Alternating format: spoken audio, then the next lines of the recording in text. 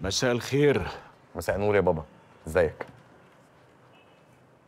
ايه الموبايلات دي كلها اللي قدامك؟ هتتاجر فيهم ولا ناوي تعمل ايه؟ لا، انا واحد صاحبي عنده محل موبايلات، فنقيت منه شويه دول علشان اشوف انه احسن واحد فيهم يعني. اللي معايا بصراحه قدم وخسع. مش كنت تستنى لما تشتغل وبعدين تبقى تفكر تغير الموبايل؟ عندك حق، اكيد. هو حضرتك كنت جاي لي علشان حاجه معينه؟ يا اخي انا مش فاهم احوالك، نهارك ليل وليلك نهار، ولا فاهم انت بتعمل ايه ولا ناوي على ايه.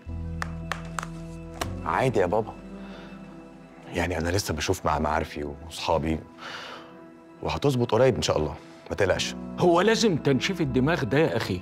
ما تروح وتجرب الشغل، عجبك خير وبركه، ما عجبكش يبقى ديك جربت. الشغل ايه يا بابا؟ السيراميك تاني؟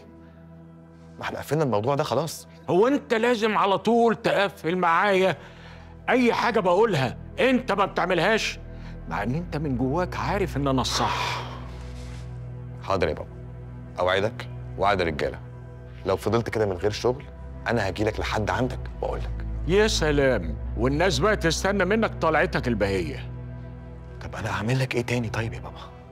اعمل ايه قول لي من فضلك لو سمحت، ارجوك ما تكلمش حد خالص، ولا دلوقتي ولا بعدين. ممكن؟